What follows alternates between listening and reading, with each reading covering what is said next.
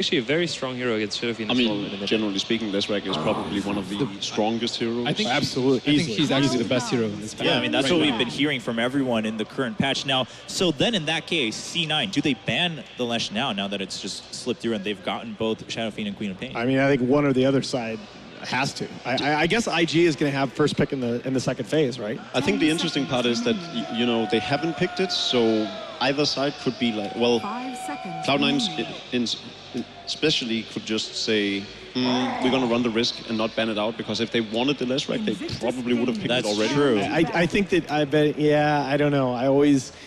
I think you can really hurt yourself with that kind of mentality because, you know, at the end of the day, we talk about hero combos, we talk about player comfort heroes, but, you know, you get yourself a lineup of 5 really strong heroes that are easy to play, and you're going to get it. That's a good draft. I love that we have Alan on here because Alan always plays by the numbers. He said, well, if Lesh is strong, you just ban it out. And then we all have our different gut feelings where we're like, well, maybe in this scenario you don't. Alan's like, no, I mean if it's strong, it's gone. It's off the table. The hero is 57% overall, and in 20 to 40 minute games, he's like 70%. I mean, he's just a mid-game monster. It is a big number. We are mere mortals, and Alan is a computer. Does everything by the numbers. That's true. I just can't beat it, We are way man. too emotionally involved in it. The Clockwork ban now coming out, and we'll see. C9, do they ban out that Lesh? I mean, they'll have the pick afterwards, so maybe they'll just take it themselves. We'll find out shortly. Yeah, the thing about Lesh is he can dominate in a one-on-one offlane situation. He can do very well as safe lane carry, and you can put him mid. Alliance runs in as support. You can literally lane him anywhere. There is 5 roles open for the Lesrek. I wouldn't put him on a 5, but okay, let's say there's 4 roles open for Lesrek. But I mean, he kind of reminds me of Mirana in her heyday back in 679 when she really could be in almost any position 1 through 5. Well, we'll find out that versatility. Will C9 try to abuse that to their advantage? They just not want to worry about it. Well, Storm Spirit being banned down. Lush may very well just slip through all the cracks in the picks and bans in this game. It sort of also begs the question, does Ferrari really play much Lesrek? I mean, I'm sure he can. Yeah, I don't. There's know nothing if he can do. It's usually, like the it's usually Chinese banned, Superman. honestly. I am a little surprised to see that go this far into the draft. I mean, it's kind of, Ferrari has been so predominantly Shadow Fiend. I mean, he's had 17 Shadow Fiend games this patch.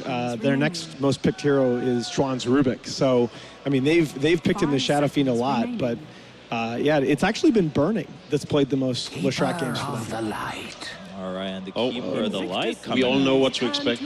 Keeper Nugga. Yep. Well, Yeah, I wouldn't be too surprised seeing an Illusion hero here. Yeah, only their second Coddle pick. But at the same time, That being said, though, they already picked up the Shadow Fiend and as as well as the Queen of Pain. Yeah, exactly. Yeah, we Pumpkin offlane. Unless Bone 7 goes on the offlane Queen of Pain. Yeah, and he's done that. They've done that with him. So they're technically all open to pick the Siren, right, and put the Shadow Fiend on Fader. I still expect the PL. Or PL's PL. ban. Yeah, PL. First ban. 5 seconds. I do like to. oh yeah. PL has okay. been banned out in the first set. I do like to Thank see a Reserve high time. impact hero on Notel now. I think it's often really good if he First Shaker? Shaker Coddle, very strong. I like that a lot. All right. Well, it's IG's turn now, taking some of their time. You're figuring out exactly what C9 is up to. They did secure, again, that Queen of Pain and Shadow Fiend first up. I'd like to see a playmaker hero for Luo. I think Spirit Breaker is the one they tend to the most. They give him. He's taken out. Yeah, I know. And they've also given him Zeus sometimes. Aside from that, I haven't seen too much variety in Luo's play. But I really think he shines a lot when he can fight a lot. Nyx Assassin, you know. I think they need to pick their offlaner really soon here because Luo's best heroes are getting banned out really rapidly. What do we have left here? We have a Beastmaster, we have a Centaur Wall Runner. They still run the axe. I do like Nyx Assassin. I like Nyx. to some Nyx Assassin degree. is cool, Nyx was good. especially up against the Coddle And a Queen of Pain. and a Queen of Pain. More so the Coddle. Oh. Yeah. Okay. Yeah. I mean, it's hard to second guess taking that away from C9. Yeah, absolutely. We saw it earlier, too, in the head-to-head graphics. Dragon Knight being a favorite here on that side. Phoenix being locked in fairly quickly for C9. Yeah. So this is probably going to be an offlane Phoenix. But one of Bone 7's kind of comfort heroes. Notel also plays it a lot. He does. He actually does. Yeah. Cloud9 used to first pick Phoenix like almost every. I just can't help but think that it's kind of an awkward support duo when you have the Keeper of the Light and the Phoenix. Yeah, I think you need, that's the main reason that I say that. I think you need at least some steady social lockdown out of your supports in this matchup. But No Tail, I actually hate 4-position Phoenix as a rule, but if I have to have a player playing it, it would be No Tail. 5 seconds remaining. I do think that Shaker could be a solid pickup. Oh, definitely. And I agree, they just don't have the lockdown yet. Right. And picking, so let's go into that. Picking the Phoenix over the Shaker right now is because Phoenix is the better offlane hero and because IG still needs to pick up their offlane hero. Right. So obviously, Right. C9 may be wanting the Shaker. No, as this draft has developed, I really think that there's been a lot of focus by C9 in banning Luo heroes and picking potential Luo heroes. Yeah, I mean, C9 still has that Oh, chance, there we as you go. guys mentioned. Wow. Interesting. Picked by IG. Yeah, you would normally expect Cloud9 to go for that. If this works out, so do you think this is going to be their offlaner? Because if this works out as we think, if this is going to be the highest leverage player in the game on one of the highest leverage heroes. I wonder if they might maybe do even some kind of 2-1-2 5 laning seconds where remaining. you have maybe a Dazzle on the you have offlane. to. I think you have to here. Yeah, I don't think you can. I don't think you want to send the LC solo. Because Gyrocopter as well, it works really good just having one support on the side of him. He's really strong at zoning on his own already, and it would make a lot of, it could make a lot of sense unless you want to maybe aim towards the jungler. The only thing I would worry about with that is leaving the Keeper of the Light uncontested in the Radiant side jungle. Hold on, but why LC? Like, duel is. I mean, it's pretty good against the Queen of Pain if you get it off. Is it? But there's Blinding Light. There's Phoenix like too. Phoenix. Yeah, I guess. But it's still the thing is, it's still a good BKB lockdown where you have a Grave that you can put on top of the LC. So Yes, winning true. a duel is almost impossible. So depending on losing a duel. Depending on what Cloud9 picks up right now, I think an Enigma for IG could be really, really cool here. They have very little to deal with an Enigma. Yeah. And you could really optimize your farm. You're gonna sell out the Legion Commander pretty hard though. Well, Could work. during that, we did have the bans, of course, seconds wrap up remaining. here, and that Siren being banned out. Still, as it wasn't picked, they still just don't want 5 to deal with that seconds combo from remaining. C9. I still have to think that IG will be looking at a Faith Rubik here. Reserve time. So what does Faith EE are go for 20. here? Is it going to be a hard carry like he plays like 90% of the time? The Rubik does. Sorry. What about EE Zero? Do you think he's going to take up like Shadow Fiend safe or Quap safe? Or The problem I see with the Shadow Fiend on the short lane is that you can potentially still contest. Like you can pressure that lane, and then yes, you have a Queen of Pain against the Dragon Knight in the mid matchup. Right. It's good for the Queen of Pain, but you have a Shadow Fiend that's going to be under heavy pressure, and that in combination with the Keeper of the Light, you have to make that Trident somehow strong. And Or do you try and pick up a hero that has some rotating potential that can protect? Do you try and pick up like a Bane here? Misery's an excellent Bane player. One of the best in the world. Bane. Bane has some synergy. not for LC, I think. I still think Earthshaker is the... No, yeah, well, there we go. As you guys have Yeah, mentioned. okay. Yeah, Earthshaker's the bet. Now, is this I would assume that this is going to be a 4-position Earthshaker? A no-till Earthshaker? Yeah. Okay. Where you can still think of having a Shadow Fiend on short lane then. I think it's fine. Yeah, when so- you have Coddle as well as Fisher, it's a lot of pressure where you just knew about the waves. It could be doable if they ran that kind of style. It's also down to playstyles. What do you prefer having Eternal Envy on, and what do you prefer having 10 Fader on? seconds I'd much remaining. prefer having Fader on the Queen of Pain rather than reverse. I prefer the matchup. I think Queen of Pain against Actually- against Dragon Knight, the matchup. Yeah, Queen of Pain is so the more I strong. look at this, the more I like the Feta SF. I mean, we've gone so strongly to a mech SF in this metagame anyway, and that's Feta's natural playstyle. Like, he was the first guy to build mech on every hero. I just think it fits him Sounds so like well. you guys want Fada to play both heroes. Yeah, well, maybe that's the answer for CI. We won't know, of course, because he won't be playing both heroes. He will only be playing one. And now that all the picks and bans are wrapped up, it's time to find out what exactly plays out in the game. So over to the casters in game number 1 of this series. That's right, we're back. I'm Capitalist, and I'm now joined by Troll's Baby Rage, also known as Cinderin. Sin, we're bringing you in finally for ESL 1. You psyched? You're getting started on Dankfurt right Yes, away I am. with I'm that? getting All started right, on sure. Dankfurt right away, just for you, man. All right, so, that's good. Cloud9 Okay. versus IG. We heard their predictions. Start off with your predictions. For the series in general or for this Yes, for particular the game? series, and we'll talk about the draft after. Well, going in, I thought IG were the favorites, but Okay. I feel like You know, if I could backtrack or just change my mind right now, I would probably switch that, at least with this game in mind. I think allow it. I like Cloud9's draft a lot here. When it comes to IG, I feel like their support duo has to get a lot done, and they have... Sure, Crystal Maiden can be great in the beginning, but the synergy with Dazzle isn't really that great. It's like one defensive and one kind of, you know, I wouldn't say hyper-aggressive support early on, but as a support, you generally want to get something done with early so that you can set up for a mid-game in which you will potentially be able to get the BKB or Glimmer Cape to allow you to get some ults off. And at the same time, you looked this up before, this is the third time IG played Legion, or fourth time, IG played Legion Commander. They've never won. So they have never won. They're 0-3 with it. It's going to be another... And they also haven't played it in this patch at all. So it feels like this is somewhat of a reveal from IG that, like, hey, we're actually running Legion Commander where basically no one else is. Do you think it's actually strong in this lineup? I mean, they talked about, okay, it has Lockdown versus the Queen of Pain, but you also mentioned synergy with the IG lineup, specifically with the Dazzle.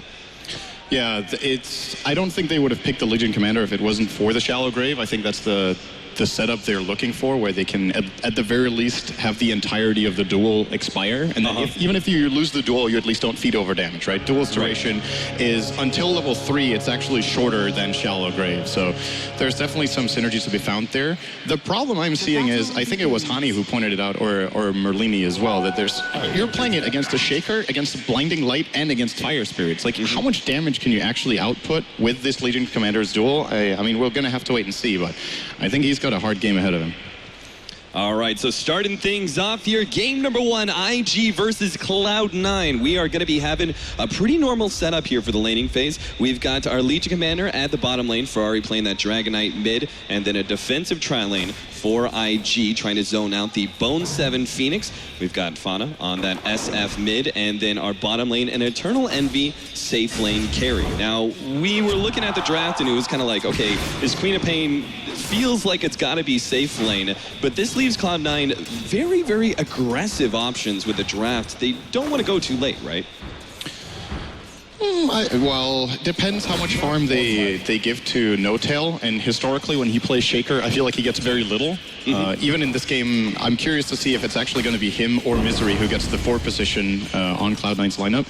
If they go late game, I think they're reliant on getting a Shaker with a couple of core items, so that even though they need to compensate for the lack of physical damage, basically, right? They've got a Shadow Fiend as their only carry. You're fighting into Dragon Knight, LC, and Gyro, and come late game, physical damage just scales better than magic damage. Although, you know, Queen of Pain with Sonic Wave ×2 with a Refresher Orb can generally go very well, or go very late into the game and still have an impact. So I'm not completely sure. Yeah, particularly against agility carries, right, who are very naturally kind of low on HP but high on armor. So the Gyrocopter could be very susceptible to that.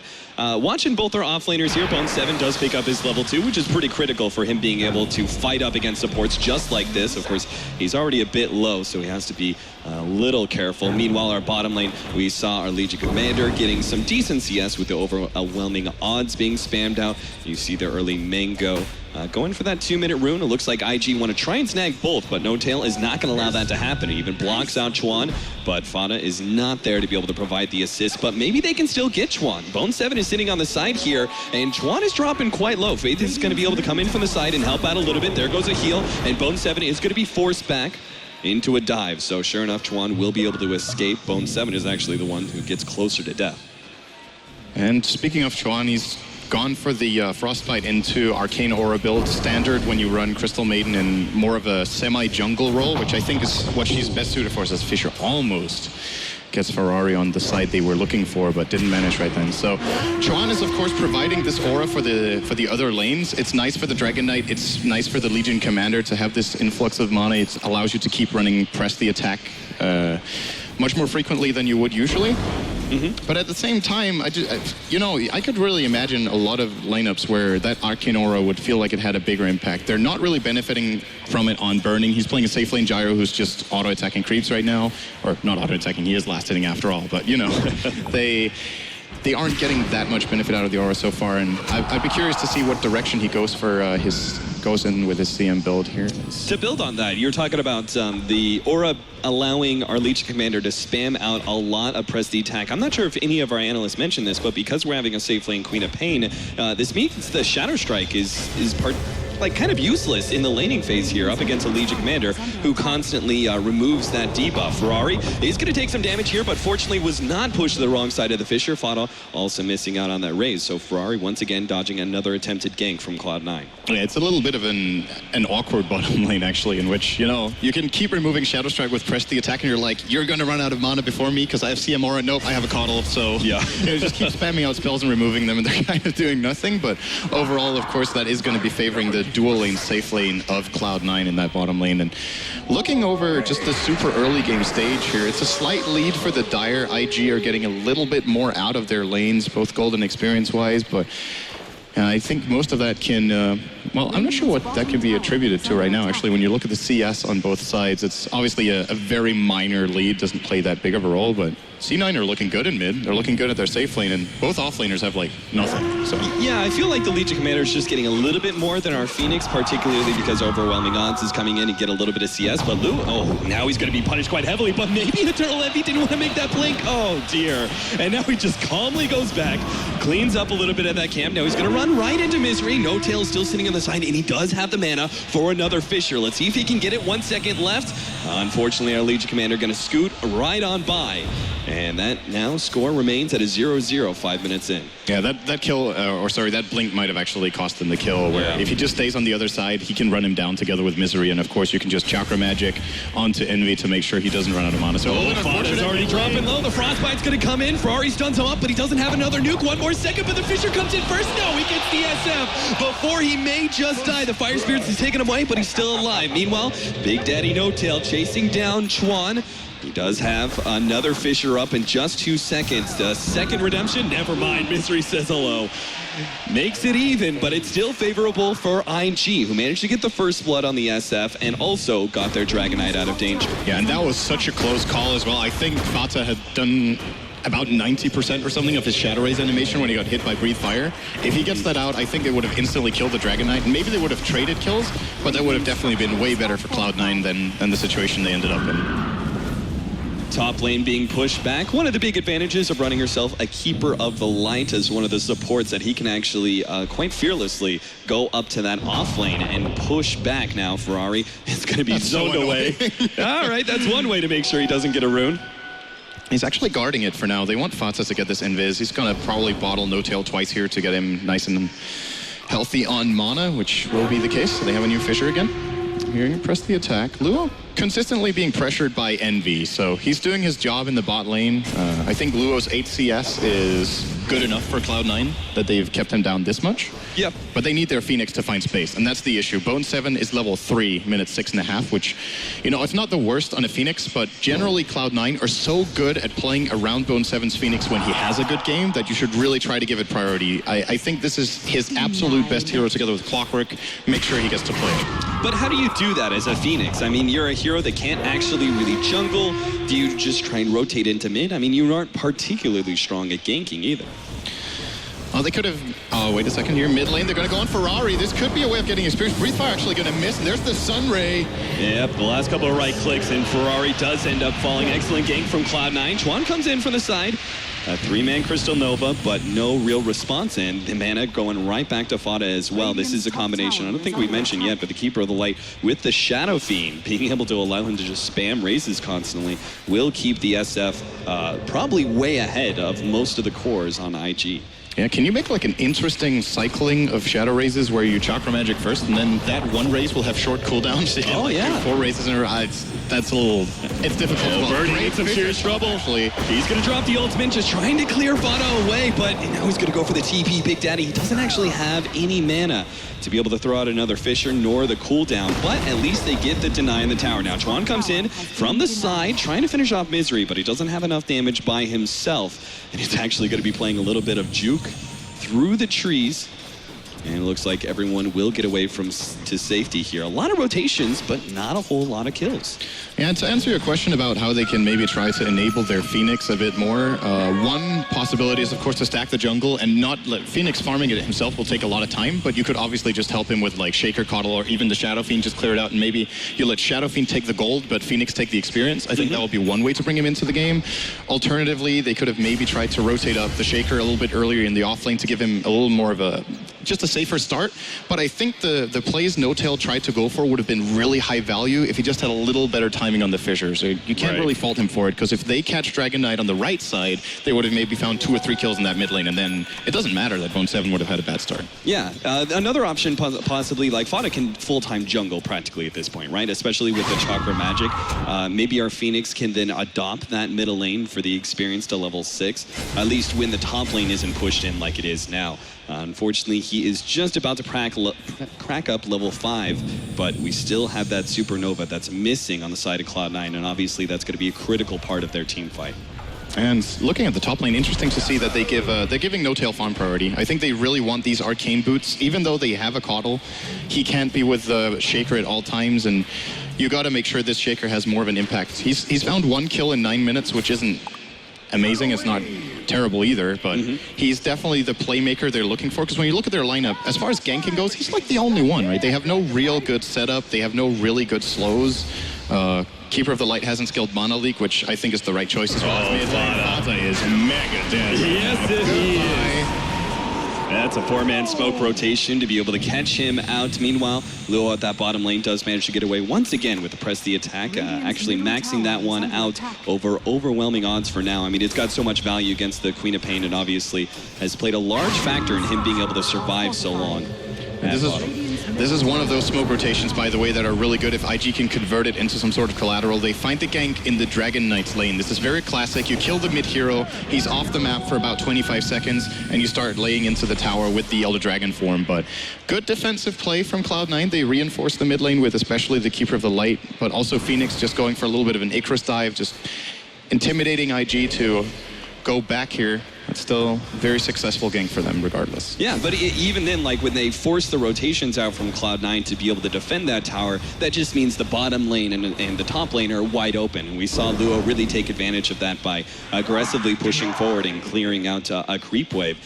Increasing his CS bit by bit. He's sitting at 29 and 8, and we'll probably start working towards, is it Blade Mail or Blink Dagger first for this game? I think maybe you want to go for the... So you see a lot of the time LCs actually do get Blade Mail first, and I think in a lot of the cases it doesn't really make much sense, because, you know, to get the benefit of it, you kind of want to go in for the duel. You don't have to duel. If you can force them to drop stuns on you just to prevent the duel, they can obviously take damage for that. But in this game, if you have a Dazzle on backup, with a Blink Dagger, we talked about it, it's a way of securing that the fight, you get a full duel off, unless Dazzle is out of position or gets really counterplayed by this Shaker. So I'd definitely say Blink would be my preferred choice to see on Luo in this particular case. And we've got some very mobile cores on the side of Cloud9, both the Phoenix as well as the Queen of Pain. You want to be able to lock them down. Absolutely. And, of course, the Crystal Maiden, she's got excellent lockdown in the Frostbite for the Queen of Pain, not the Phoenix, but it's still always hard to get that positioning as this support. Speaking of Crystal Maiden, Chuan is not finding much experience right now. He's up to level 5. He's gone for a 2-1-2 build here. Not sure what... he might have got the second point in Arcane Aura mainly for himself, just to self-sustain, because I don't think the other lanes have benefited that much from it. But they need to find a way of making Chuan some sort of force in come minute 20, because right now he's really far behind, and Crystal Maiden is one of those special supports that I said the other day, is like 90% of games it just seems like Crystal Maiden in the mid game is just like the weakest hero in the game, and then there's those 10% where she's just godlike, and we saw it from EG's PPD in the seeding matches. When you had a Glimmer Cape and a BKB, then you can just do work with this hero. Yeah, and it gets you're able to pick up those items because you're able to actually jungle as this support hero. That's another one of the very unique things about Crystal Maiden. But instead, Chuan is choose to focus more on stacking up for this gyrocopters. You can see the Ancient stack going to work here. We now have the Helmet Dominator for burning, so Chuan won't really be needed for that anymore. But we do have burning picking up quite the large amount of net worth, over 1K ahead of the SF. And that's huge, right? Because SF is usually the one farthest ahead in net worth by this point.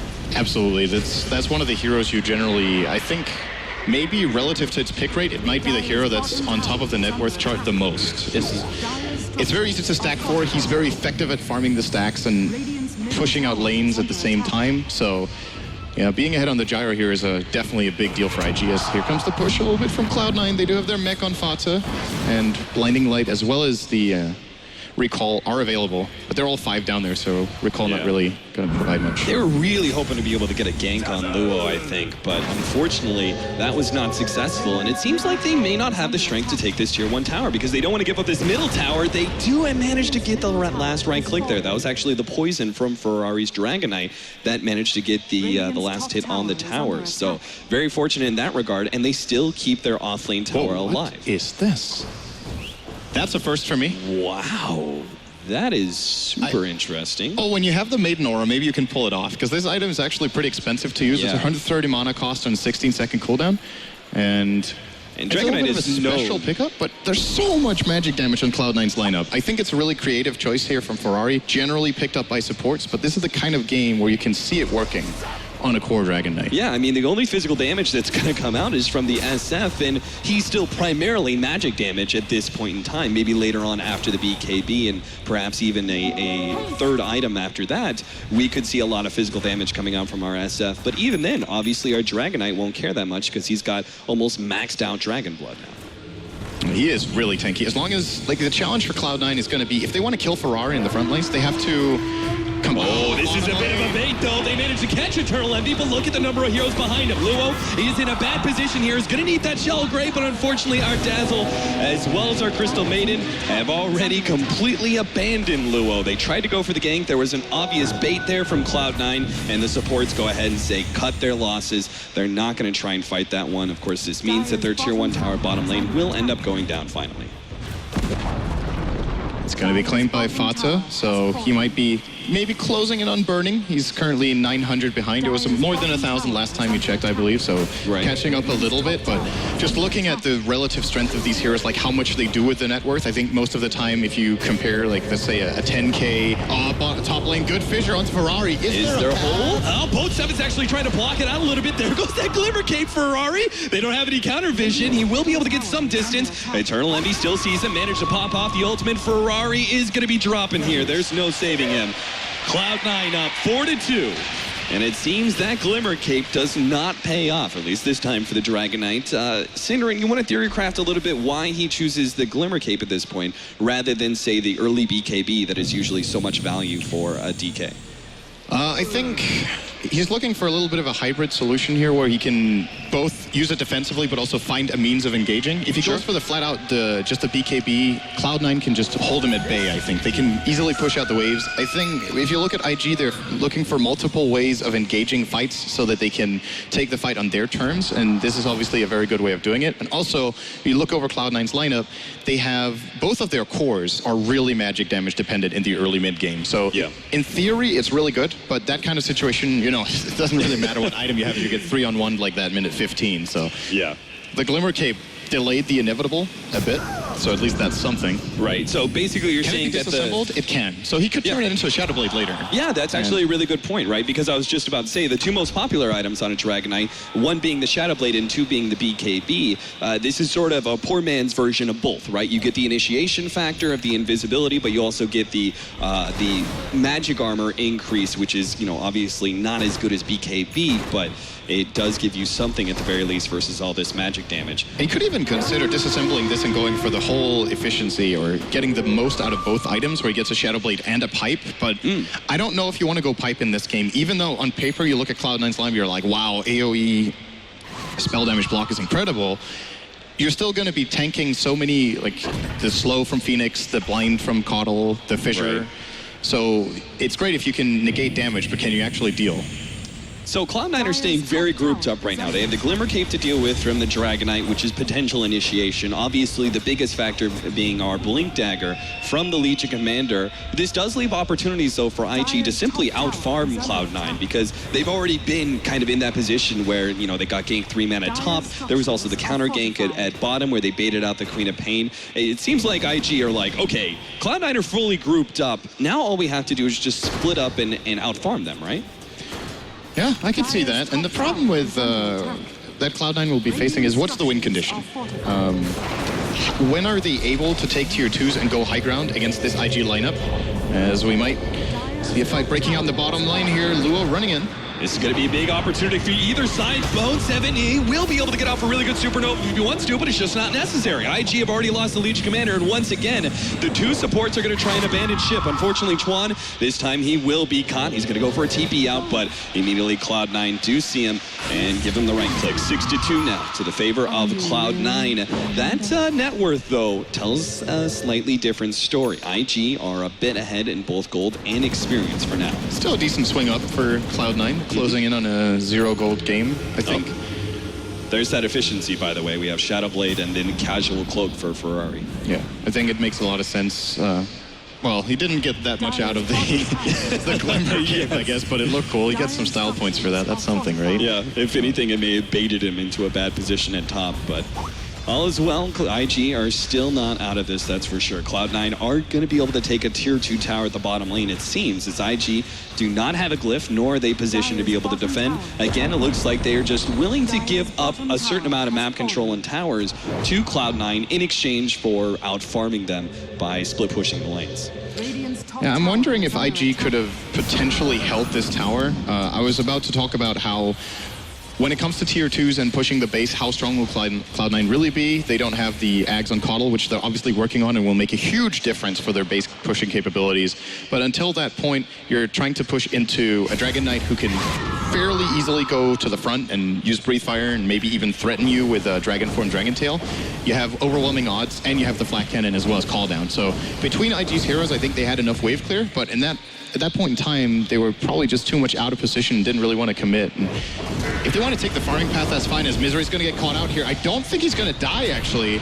Yeah, in fact, with the blinding light, it's just impossible for the Dragon Knight to finish him off. So he just Shadow Blades away, sneaks in that bounty rune right underneath Fada's nose. It looks like Cloud9 now going to set up for that middle tier 1 tower. At what point does IG go for the defense? I mean, they already have a BKB and a decent amount of gold on Burning. Do they just continue to feed away these towers in exchange for that next set of items? I think this is a tower they can hold. It looks like Cloud9 are aware that this is a little bit risky. And the reason this is a difficult push for them is that the number of initiation angles that IG can come from and the relatively limited information they're getting out of the map vision right now could put them under some pressure in that mid lane. And they choose to play it safe, which I think overall is just fine, as long as they keep their farming up. You see Cloud9 have more or less caught up on gold. They're still a bit behind in experience, but these numbers aren't that important. It's way more about who gets the key items going their way for initiation. And No Tail he's halfway to Blink Dagger.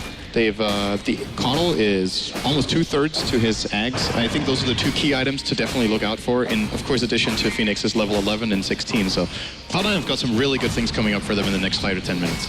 Can we just go back and mention, I'm not sure if you've said it, but Faith actually has a mech. Now, how did he farm this up so quickly to have a mech that was picked up, I think, around 18 minutes? Did he just do a really good job of last hitting when he was pulling? I mean, this is a pretty insane amount of farm for a Dazzle. I mean, he's had a bone 7 right now when it comes to network.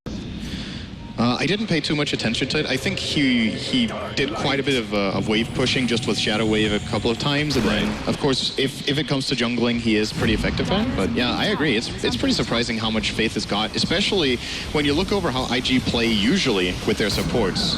They often stack Faith really hard. Yeah. But in this game, they do believe he plays a key role, and I like the idea of farming the Dazzle over CM to an extent, which is if they don't think CM can reach the core items we talked about earlier, which of course is the Glimmer Cave and especially BKB, if they feel like that's unrealistic, the net worth is just going to be so much more valuable on the Dazzle.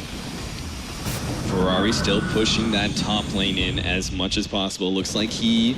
Well, I'm presuming it's a BKB because I don't see too much benefit out of Silver's Edge this game. Obviously, the break mechanic isn't going to be too valuable in this matchup, but we still see Dragon Knight still go for it just because it's such an efficient item for a Dragon Knight. He gets a lot of value out of the Sage, most obviously. Gear break Aftershock?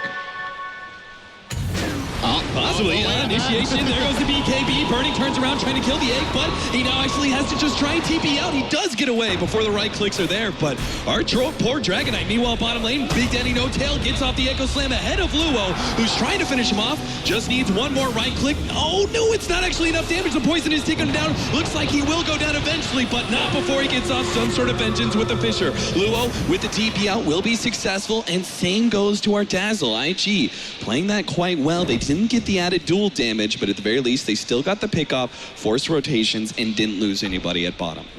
It's still been a game in which I think Cloud9 have read them really well. Like every time there's an aggressive play coming out from IG, Cloud9 are ready on the defense. And like you said, sure, this bottom kill does happen, but it almost worked out in C9's favor as well. Shaker barely dying there. They could have maybe found even 1 or 2 counter kills. So still playing the game very, very smartly here. And if they keep this up, I think, yeah, we're back to 0 gold, right? So yeah, looking pretty solid for them. It is indeed. We've got Burning, who's got, I was just about to ask you, is this Scotty first, essentially, after BKB? And sure enough, he's got the double ultimate orb. So he's kind of banking all in on late game. And it feels like that's what IG's whole entire plan is, right? I mean, they're staying away from Cloud9. They're split pushing. They basically want to draw the game out as much as possible via basically not fighting Cloud9. If you get into bad team fights, that's obviously going to speed up Cloud9's advantage, and they'll be able to push high ground much earlier. I'm not completely sure about this come late game if Cloud9 continue to stay even. So when we talked about it earlier in the game, I'm like, okay, IG, they have Weave, which we didn't talk about either, and plays a very big role a lot of the time in late game. So with that in mind, I still think IG will be okay, let's say minute 40 and onward if they have even farm. So Cloud9 might feel some sort of pressure on them to get the job done soon. But overall, they're looking probably at the kill score. They know it's 7-3. They've taken 4 towers. They've only lost 2 themselves. And they're finding key items that they need. This one is really big. I cannot express enough how good this Axe upgrade is. I think if you put me on the spot and you said pick the best Aghanims upgrade in the game, this would be it for me. Wow. I think Coddle's Axe is absolutely ridiculously good. 1800 AoE vision at daytime. His Illuminate is a 500 heal on bottom lane. Oh, Luo was thinking about it. He does get a Fissure for his troubles, but maybe be able to back out just fine. It's a hard one. Tiny's Axe is pretty good. I was about to say, there's a lot of like Aghanims that are essential for their heroes, and you're saying that the Axe pickup of our Keeper of the Light is better than all of those, and I can't really argue for it. This game, I mean, it's going to be so good just because we're dealing with a lot of split push, first of all, and then you said right away, Blinding Light is incredibly good versus most of these heroes, most notably the Legion Commander, who does look like she's going to be going for a BKB next. Now, this could be the first real sign of aggression from IG. Most of the time, they've been split pushing, looking for pickoffs, and trying to take those towers, but this will be really the first time that IG try and push uphill, but Fada's in the perfect spot to be able to see that one. Fada almost popped that full ultimate there. He did use the BKB, which is still a bit of a win for IG if they manage to force this fight anyway. Bone 7 dropping a little bit of fire there. Ferrari bumping forward, but the Blinding Light to push him back, as well as a Fissure. Now Eternal Envy actually jumps forward quite aggressively here. They are going to be able to get a really good Gyrocopter ultimate on the side. The egg goes off, Burning turns and trying to dress it. Will be able to get in time. Eternal Aim on the right side. He gets dueled up. The egg explodes, but Luo's taking out Queen of Pain, so the egg doesn't matter. IG have won the fight right outside of the Roshan pit. You couldn't ask for a better situation for you to take Roshan. I'm actually really surprised Cloud9 chose to go for that. They're doing a pretty good job at harassing this Roche pit right now. Another Illuminate coming in here. But they have the sustain. They have burn charges, bottles, sticks, and of course press the attack. But, all right, they willingly went in there with... They think they might have an advantage with both. He gets Echo Slammed immediately. There goes the ultimate, stunned up Misery. They're going to now try and chase down No Tail as well. Luo, he doesn't have a duel for another 10 seconds, so we won't be able to stop No Tail just yet, but it doesn't look like it matters. Ferrari on the other side gets the stun, and 2 kills turns into another 2 as they attempt to do Roshan. And Cloud9 just not letting that one go, end up feeding away a more. Don't stop Roshan at all, as Burning manages to take the Aegis solo now. They basically, so what happened here is that they went into the area outside the pit. Like, they ran into the river with no Shadowfiend BKB, because he used it before when they thought the engage was coming. And they ran into Call Down. They ran into a Legion Commander who would definitely be able to find a Blink duel.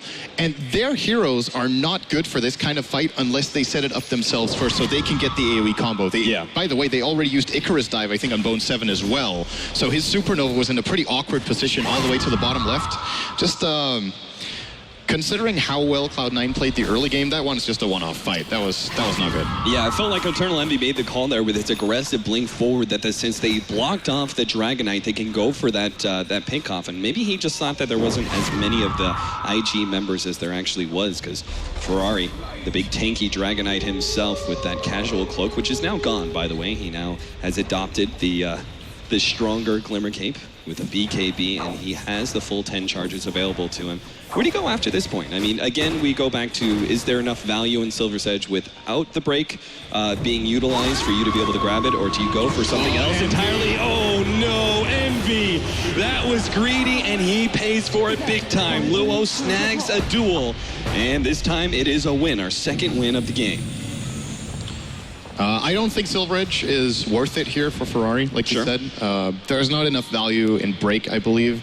What can he break? He can break Aftershock. He can break, I guess, both Necromastery and Presence of the Dark Lord. Do you break both of those? I think you don't break auras, right? You break. Yeah, you don't break Necromastery. You don't break Necromastery, I believe, because that doesn't break either. Yeah, because essentially there are very few abilities, but it's basically the abilities that are completely essential to the hero. I could be wrong, but yeah, break is still really counterintuitive. Yeah.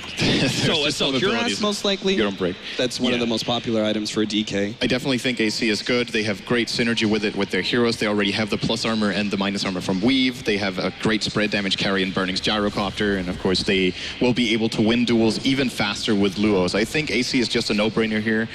After that, however, the question is, does he want to go for something like an MKB, so even when his BKB is out, he can still fight the Blinding Light? Right. Does he consider a Daedalus just to hit harder? Maybe even a Mjolnir to put on the LC, which is actually a really devastating combo, because you can't really stop her in the duel from getting those procs off, and maybe they could make some interesting synergistic plays with that. Yeah, particularly with the Shallow Grave, which, as you mentioned earlier, means that you guarantee to get that full duel off, which is, all that time where your ally is hitting that Legion Commander and forcing all those static charge procs. Now, Burning is aggressively, again, pushing in these tier 2 towers. You see him at bottom, he's actually just tanking up the tower entirely, not really fearing Cloud9 whatsoever. And you can see why. Luo's sitting on the side there, ready to go with the press the attack. So even if they do get some sort of disable on Burning, they'll be a press the attack, plus he's got Aegis. It's unlikely Cloud9 are going to fight into that anyway. IG, however, are not interested in going high ground. This is a really difficult high ground game. There's Fissure, Echo Slam, Blinding Light, Illuminate, Phoenix is annoying, raises Sonic Wave with Ags upgrade for Envy, which, by the way, we haven't really talked about his Ags, I believe. I feel like most of the time you get this first on Quav, it's pretty underwhelming. It's great to have a low cooldown ultimate like that, but how much value has he really got out of it? Have we seen like multiple fights in a row? All right, that's his value right there. Decent, it's not great. Yeah. I would have liked to see him get something else in this game. It does give you quite a bit of stats. The other builds would obviously be the Orchid, but do you really see a whole lot of value in the Orchid, or do you have a different item entirely that you would have liked to see our Queen of Pain go? Now, that's the question. It's not really the best co-op game in general, I guess, which IG, they knew they were counter-picking that because it was the second pick together with Shadow Fiend from Cloud9.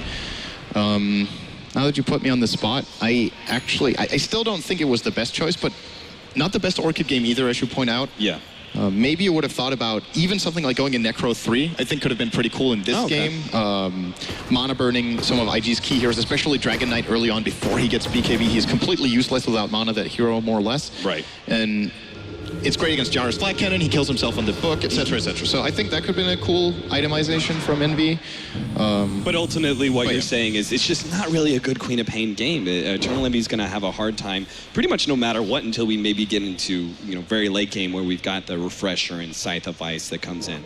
In order for it to be a good Queen of Pain game, they need catch. And that's what their lineup doesn't have. Their catch is Fissure, and it hasn't been good enough so far because No-Tail's had to do it all on his own. Right. Phoenix is not a great catch either. Sure, you can Icarus dive and it's a little bit of a slow, but how do you really force the enemy team to engage into you in a cluster so that you can get your really big combo out of the Queen of Pain? We just haven't really seen Cloud9 being able to force that. So with the Earthshaker, now this is a notable pickup, obviously. He's got a Blink Dagger. That was obviously a large majority of the game. We didn't have that on No-Tail, so hopefully this will be able to provide some opportunities for Cloud9. Misery, what's he got? He's got himself a gem combined with that Aghanim Scepter, obviously an excellent way to be able to counterward everything. We also have a Shiva's now picked up by our Phoenix.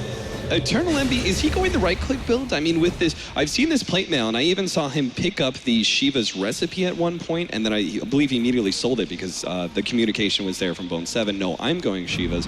So do we go AC and we just try and go right-click build on our Queen of Pain, since it seems like this will go late? Is there anything great to get out of Lotus here? You can't purge Dragon Knight stun because it's a hard disable. Right. You can purge Frostbite, I guess, right? I think you can. It's not that great, and I don't know. Actually, they're going to jump Ferrari really hard here. He is done. Well cooked. Like the Phoenix at the car. Yes, he is. IG lose their Dragon Knight and what should be perhaps their tier 2 tower as well, as Burning is going to be taking a bit of damage from Bone 7. Looks like he was just trying to peek around behind that tier 2 tower, see who was where. Ooh, that butterfly picked up from Burning, though. He has a swarm of items, and maybe IG, yeah, they have the strength to be able to defend this one, it seems. Cloud9 seeing the post-up of IG heroes in the tier 2 tower at the top lane already being dropped low. They immediately rotate up there to see if they can still get a tier 2 tower, but the TPs to follow mean that Cloud9 don't actually get any objectives out of that Dragon Knight pickoff, which was so valuable.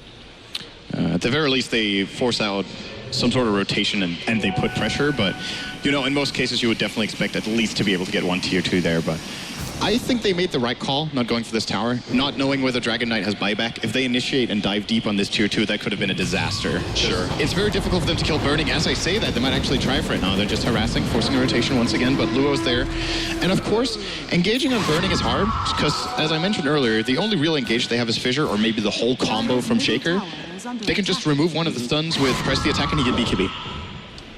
Feels like Cloud9, the plan there was to really try and force out a BKB charge from the gyrocopter, but Burning obviously having really good read. he doesn't need to plop that BKB because he's got the Legion Commander sitting right behind him ready to go with the press the attack. So he can afford to hold on to the BKB a lot later than most other gyrocopters, both because of press the attack, but also just because of the large amount of farm he's got. Between Scotty and Butterfly, he's a damn hard hero to kill at this point. And he also knows he has the back of a Dazzle, so there's so much protection. Dazzle, by the way, with Greaves and Medallion. It is so much defense that he can put up for IG, both in terms of course, the passive of Guardian Greaves when heroes drop low, the Medallion being able to be used defensively. And I think we're looking at Faith going for the Solar Crest build-up here, where, you know, if he can put that on the Gyro who already has a Butterfly, Cloud9 have really, really hard.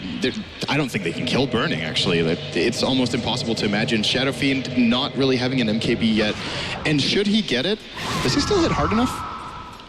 I mean, I think that's a good idea, personally. Gyro still has 26 armor. Before Weave, right? What's you get? Weave coming in, you got some additional heals, the Mech, Guardian Greaves. You also have the increased armor once you drop low, but below 20% with Guardian Greaves as well. I mean, it's an insane amount of defense. I do also want to point out that this potentially defensive Solar Crest play put on the Gyrocopter is going to be the stacked evasion, which is a change up. They found Luo. Yes, they did. Scotty just slowing down, and Luo is going to be going down the double damage of Fada. Just too great. And this time around, Cloud9, when they find a pickoff, they make damn sure they're going to be able to take that tier 2 tower. So it goes down, but look what IG are doing in return. They've already pretty much taken Roshan. They're going to have to TP back to defend tier 3, but I can't imagine Cloud9 doesn't have one. He has to run the whole way, but I still think they're going to repel Cloud9. They're going to be intimidated. They don't know Dragon Knight does not have a port, and I would say all in all, this trade favors IG. Sure, you lose a tower and you lose a core, but it's your position 3. Cloud9 invested a lot into that kill, and you get the Roshan, which again just puts you ahead in the game where Cloud9 really don't want to fight you for 5 minutes, and you just farm if you want. There is the AC build-up, by the way, for Envy, as we were talking about. Couldn't really go for Shivas because they have it on Feast. Well, he could, but he doesn't want to. So is that or Lotus? And I don't think Lotus would have been good enough this game. So how do you go for a right-click build on Queen of Pain? Is Scythe of Ice your next item? Because similar to Furion, it just gives you a lot of good damage via stats. I think Scythe is probably the best choice. It's either Scythe or it's Refresher, but I don't think he has the mana pool for Refresher without the Shivas. So that's the choice he has made now, that he probably has to has to accept, even if he wants the refresher, he probably needs, okay, what's the combo cost? It's 1,000 just for the spells, and then 375 for the refresher, so already then he would be out of mana at this point. But if he levels up, the refresher could be a possibility, maybe, but he needs to play perfectly in that case. So I would say Scythe, solid choice overall. Burning. No fear whatsoever. He's just tanking that tier 2 to casually, even with backdoor protection, doesn't really care. He knows he still has that Aegis, and Cloud9 are very unlikely. I mean, even as he takes a big burst of damage there, he knows press the attack, Aegis, Shallow Grave. Again, we've listed it time and time again. He's got many abilities. Well, that's one way to get some movement around with Frostbite on you. Bone 7 uses the Sun Ray to get away from the Crystal Maiden. And they did claim the tier 2 at no cost, as it looks. Queen of Pain will finish the AC now for Envy. I'm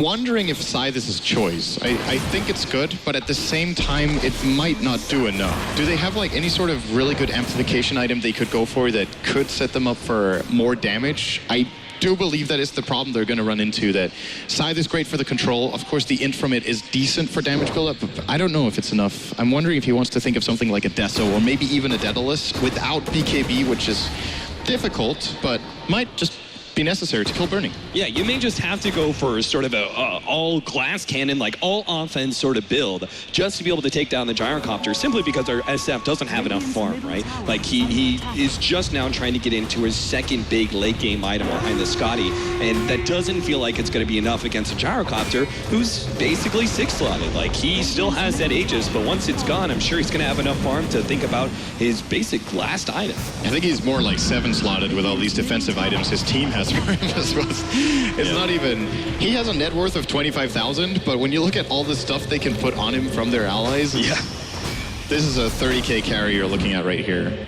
30k MMR. And that Aegis is still up for another 2 minutes. Cloud9 have to play. They have to go in there. Sure enough, there goes the Echo Slam. They're going to try and burn this Aegis as soon as possible. Burning just doesn't care. He pops the BKB, pops the Satanic, and now he's healing back up to full with Vodacon as well. This kill score evens up, but IG are perfectly set to just win the whole entire game with this push. There's going to have to be 2 buybacks coming out from Cloud9. I don't think they can hold either of them. They can try to hold Shaker for 30, but they're going to need the Fisher to put any sort of pressure out in the fight. And there we go. There's the buyback from No Tail. They want to conceal the one from Fata being available and maybe get a fight, but they haven't even scratched Burning, and they used a lot of key abilities. This is just over. They can't touch him. Yeah, they really can. Eternal Envy is going to be stunned up now by Ferrari with the Blink Dagger, trying to hold him still. Lua comes in and will be able to get the right clicks necessary now. And Aang laid out. They're going to try and fight around that one desperately, but the Egg can't afford to go down. It looks like Burning is not going to get it. The Egg stuns them both. And now Burning falls. Right. This is going to be perfect. They're going to kill Burning a secondary time here. He does not have the BKB, easily controlled. And Cloud9, just like that, are back in the game. I really did not think they would be able to pull that off. What a defense. It did cost them quite a lot, of course, with the double buybacks, but I would have called that as game right there. The Gyro had an Aegis, was in a really good position, but Envy gets a super good Sonic Wave there. They have great follow-up damage, and of course, in extended fights like that, during daytime, Keeper of the Light doing a lot of work with the Illuminate. Yeah, absolutely. You got to give a shout out to Bone 7 for that excellent position of the Supernova right in front of the Supernova, of course, was fantastic. Yeah, right in front of the Gyrocopter, but he knew, he's like, okay, we've already taken out enough of those heroes. I'm going to be able to survive. It's a level 3 Supernova. We're good. And now Cloud9 are going to be able to push back out and recoup a lot of that gold that they lost in the process of defending their base. They used a lot of buybacks there, but they're going to be able to take the tier 2 middle lane, and they're hoping to be able to force a buyback, it looks like, on Burning. 30 seconds. There's the aggressive weave. I think IG can actually hold this without Burning, and Cloud9 really want to try to force it. Let's see if they can manage. It doesn't look like it. Yeah, just the spam out of abilities. Oh, that's a pretty good Mono Leak out of Misery onto Chuan, and not deciding to dive him though. Cloud9, this is basically their attempt to get as much damage on the tier 3 tower with this next creep wave, or maybe they don't even chance it. The Gyrocopter's up in 5 seconds. They decide against it. There's just too much catch from IG, particularly with the duel, but also the Blink Dagger pickup on Dragon Knight. Now, this is an item that we've seen many times where you go for the Shadow Blade and BKB, but this is the one a few times you're going to see a rather late Blink Dagger, and it's just because it has so much value with the instant long duration stun of Dragon Tail. And he's actually going to go for a Moon Shard in addition to that. That is not what I was expecting out of Ferrari. I think personally both AC and Mjolnir would have been stronger choices all in all. The reason he doesn't get the AC is that they want to put that on Luo, which is fine. Of course, giving that TLC. Sure. But I think the Mjolnir could have been nicer than the Moon Shard, because it's great to get a lot of attack speed like that, but it doesn't hit that hard, so you don't really care so much, whereas the Mjolnir actually puts quite a bit of pressure out, and of course has the static charge being available to be put on Luo, who now gets the AC up. Wanna ask you, did Bone 7 did he have the axe when they defended the base bottom, or did he grab it after that fight? No, I believe he grabbed it afterwards, so we could potentially see some big saves coming out from Bone 7. And now an MKB on Fata as well. This is going to make it a lot easier for them to deal with the gyro. It is still difficult, but they got a couple of key items here that could give them the edge they need. But I think they need to fight at daytime, and night is coming very soon. Sinner, we haven't seen a whole lot of Aghanim's Phoenix play. It's a very unique mechanic that can actually backfire quite easily, right? If you supernova you're an ally and you just lose the egg instantly, it's obviously a huge backfire. What does Bone 7 need to do? What's the ideal situation? Who does he save, and what time are we really looking at for Bone 7 to try and make that save? He needs to do it after Blinding Light. Unless if all of IG have BKBs ready to use, they can actually pop them post-blind and just run at the egg. Right. If he hits a couple of Fire Spears, of course, it makes it a lot easier. Yeah, it's all about outlasting BKBs, actually, for Cloud9, if you look at it. They want to bait the BKBs. If they manage and they can then supernova, they're in a really, really good position. Because even if IG try to go for the egg, if their BKBs are out, you know you've got the blind, you know you've got the Fissure from Shaker and some more follow-up.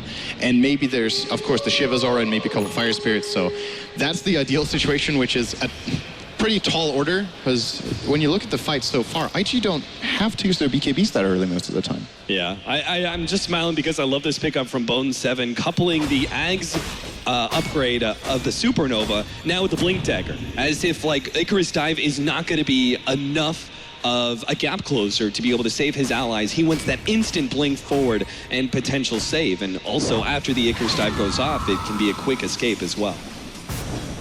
It's a really nice item on Phoenix in some games. I think it's cool here as well.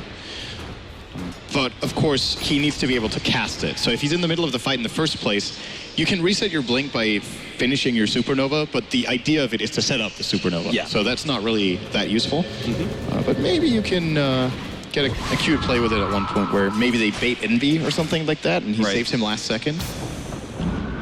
Burning. MKB is his last item here to a Boots of Travel, obviously replacing the phase boot, so you have, you don't want to be making the Cloud9 play, you want to have a TP back, but the TP scroll then being replaced by an MKB. Very subtle. Shots fired. Just very subtle. But yes, absolutely. Thank you, Cinder. Thank you for confirming that for me. All right.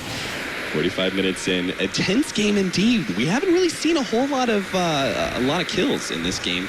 A lot of back and forth subtle rotations. IG trying to prolong the game, but at a certain point now the impetus is really on them to try and end it, right? Because they're getting a gyrocopter who's pretty much maxed out, can't really get too many items after this. They kind of want to end the game before Cloud9 can start playing catch up on some of their cores. 5-man smoke after that. Roshan take the Aegis is in their hands as well as the cheese, but Cloud9 obviously know what's probably coming here. They've got to smoke up their own. They're hoping to be able to get an initiation, perhaps. This fight can actually decide the game, because only one hero on the Radiant has buyback and only 2 heroes on the Dire. We're looking at Coddle and CM, as well as the Gyro of Burning, who has Aegis. So he's got 3 lives right now. Cutting through 2 will be hard. The third one will probably be too much for Cloud9. He's grabbed his Boots of Travel as well, so he could join them at bottom. Man, that could have been such a big, like, Burning backing up there through the middle lane and the rest of his team pushing forward. Like, he was essentially, could have been completely caught out, and at the very least, Cloud9 could have picked off that Aegis, but it would have been such a risky play if they attempted something like that, because obviously they had no idea where the rest of IG went. So Burning does skate away back to his base and defends the incoming waves, while the rest of IG are pushing out bottom lane, as well as taking over the enemy jungle. It's basically a jungle trade right now, but if you look at the waves, it's favoring IG. They're getting more push out of it. The bottom lane is pressuring while they're holding top. Cloud9 have no one to defend bottom. They could just port down someone and start clearing, and they can, of course, just recall him back. I think that is the play right now. So just send Envy down there with a Sonic Wave, get rid of those creeps and get back in them into the action mid. Or you might just be forced to hold entirely with your full team, as it looks like IG are planning to end the game right now. IG poking uphill, the gyrocopter, ready to make that TP in. The tier 3 is already down. Raxes are being exposed, and Cloud9 have to be able to defend here. Looks like IG are not going to try and push uphill with this one, but probably just waiting for some sort of pick-off opportunity with their double blinks. Right? I think it's go time, no? You think so? All when right. you port Burning down, it's go. Yeah, so Burning's going to be the first one. The front lines here, Cloud9 have to deal with him first, and he's got Butterfly, he's got the Satanic, BKB, the upgrade. That's an Solar aggressive Crest. blink, Envy. That is really, really aggressive. Yeah, looks like he's just wanting to try and blow his buyback here, but Fada's been jumped in the background. Ferrari wants to kill him first. It looks like Burning completely agrees. The duel goes on to Eternal Envy. He's down, instant buyback. Fada is in some trouble, still being slowed down by Ferrari. Echo Slam on both the cores. Now with the Fisher potentially going out, no tail blocks in Burning, but he just doesn't seem to care. He fights away with the Satanic. He's keeping himself alive through all of this. He will go down eventually, but it's just the ages. Can they still turn this one? IG ready for the reinitiation. They're going to come in and try and save Burning. Behind enemy lines, Ferrari the first one forward, eats his cheese, gets the stun onto Fada. Now Burning trying to help him out. The SF is dropping low. He does manage to get away. The Icarus, there it is. The egg saved the Aghanims, but they're going to try and kill the egg. It's about to drop. The stun's going to go off, and they did it. They saved Fada. They get the stuns. IG are all low. This could be a total wipe. Burning fighting in the middle of everyone against 3, but the constant hits of Vader are just too much to handle. It's only Luo to survive as he blinks himself away. He claims the melee racks as his bounty, but it's a big win for Cloud9. That is such a big supernova to come out from Bone 7. This is the exact scenario they want to set up. The BKBs from IG are all used. They get the Blink supernova to save Fata, and they have all their abilities remaining. They have the Echo Slime, I believe, or maybe he might have used the Echo Slime, but apart from that, just the lower cooldown abilities they have are really powerful. Fissure, Illuminate in that kind of fight, hitting 4 or 5 heroes, maybe even healing a couple, and IG just ran out of steam toward the end of that. They do, however, claim the melee barracks and force a buyback on the Queen of Pain, so I think IG are still pretty satisfied with that exchange, but a great hold again. Yeah, it all just comes down to these buybacks that are going to be forced. How many buybacks are IG going to be forced to use here? And then the next 5 minutes, are they going to be picked off and essentially maybe even lose the whole entire game based on the fact that they don't have that extra life anymore? They're going to start out with this tier 3 towered bottom lane. It is the lowest. Rest of IG, well, you have the Crystal Maiden up now. Dragonite in 10 seconds. It feels like it might only be the Gyrocopter who's forced into a buyback if Cloud9 forces this one. Luo is taking a bit of damage there as Cloud9 now focused on the melee racks at bottom, but here comes the initiation. Chuan moving forward. Misery's already dead, and the rest of Cloud9 are just looking to escape, but Bone 7's not going to get out either. 2 picked off, maybe a third. Fada forced into the BKB, does not have a TP out, and Chuan's just going to be able to run right there with him. Gets the frostbite, and now he's just kiting him around while the rest of his team is looking to be able to catch Fada. Oh, they have the buyback on Misery. Can he actually get a recall here? Fada's going to be able to get off the ultimate. Hits on 3 or 4, but it's too late. He's already surrounded. There's no way there's a recall play. And sure enough, IG strike back hard, taking away the SF. He's down for 100 seconds, but he does have that buyback. Yeah, the only buyback IG expend there is that of the gyro, so they need to be careful with Burning's positioning in the next fight. Should he die on this push, he's out for 2 whole minutes. And Cloud9, they do have buyback on the 2 dead heroes currently, Fata as well as Bone. So this could be another hold, and you know, if you're IG right now, it's very hard not to push this. But I think after the first buyback, I think they have to go back now. And they might still go. And this could be a really big mistake if it goes wrong. Yeah, no Dragon Form. There's not much to gain out of this because there's only range Fraxes left. The damage is already done, essentially, from IG. And it looks like they agree. They're going to back themselves up. If they win the fight, well, obviously, if they win the fight that close to the base, they just end it right there. But being that far forward and the risk that is involved, all they're really going to be able to plink away is at those range Fraxes, and obviously the melee are so much more important. So IG don't even try for that one. Instead, backing themselves away. There's the Moon Shard from Ferrari, who's got another 2.5k gold. Luo with the Assault Cuirass, BKB, Blink Dagger, another 3.3. So they've got some new items coming in. Even if the Gyrocopter is going to be maxing out soon, IG still have a series of growth with their 2 other cores. Especially looking at this Dragon Knight to just get any damage out of him with his Moon Shard right now, and he's going to hit really, really hard. He's still got 8 seconds on the BKB, 52 minutes in. After we talked about it, he replaced his cloak for it. What was that, minute 25? So he's used it twice in the span of almost half an hour, and he's still looking very strong. Oh, this is dangerous. On No-Tail, he is screwed, I think. Yeah, there's the attempted save. Oh no, the Supernova didn't actually save him. I think he tried to grab Big Daddy No-Tail. But unfortunately, that Supernova doesn't snag him, and it's going to be kind of fruitless here. In fact, that 100 seconds that it's down, IG, they may just choose to try and push in as they just got another one. Back before this, he can't afford to die. Luo, he has the opportunity to blink forward soon. Chuan's going to hold him. Misery is going to be going down here. Looks like no saves from Cloud9. 2 supports down, and it's left just up to the course now to be able to defend the base. They have a 3-on-5 situation, no buybacks on either Shaker or Coddle. 25 seconds on No-Tail, though. They might be able to hold at least one of the barracks until then, but maybe not. There is the glyph. It's buying them a couple of seconds, but let's note that also I think it's going to be Megas before Bone 7 is out, or sorry, before No-Tail is out. Yeah, the range racks are already down bottom as well as middle, and they're already focusing on that melee rack. Spada jumps forward, but he's instantly stunned up. They just continue to go for the buildings. In fact, Burning, he's even committing all the way. He may just be forced into BKB, though. Force Staff gets him out. IG will start getting themselves out of here. They claimed one of the buildings there. Nice defensive call down. Very well placed. Oh, but Eternal Envy, another aggressive blink forward. No-Tail, he hits a big ankle snap, but is it going to be enough? Final lets loose the ultimate, but it's not enough to kill anybody just yet. Burning is being brought lower and lower, but the Shallow Grave is there, and now Fada is going to be the one who dies instead. IG, they take down 1, 2, 3, and there it is. They're able to push uphill, and all that's left is the SF buyback, and there's no way that's going to be enough to defend that last range Rex. That blink from Envy was just straight up suicidal. I think he was just trying to set up and bait them into an Echo Slam, which he managed to do decently. Yep. But it just wasn't enough damage, and now Fata is going to look at his last barracks falling. It's all over for the song, Fada. Oh, there's the Supernova save. Nice play, but it looks like IG will be able to kill that egg before it explodes, and that means they both end up falling. There it is. GG from Cloud9.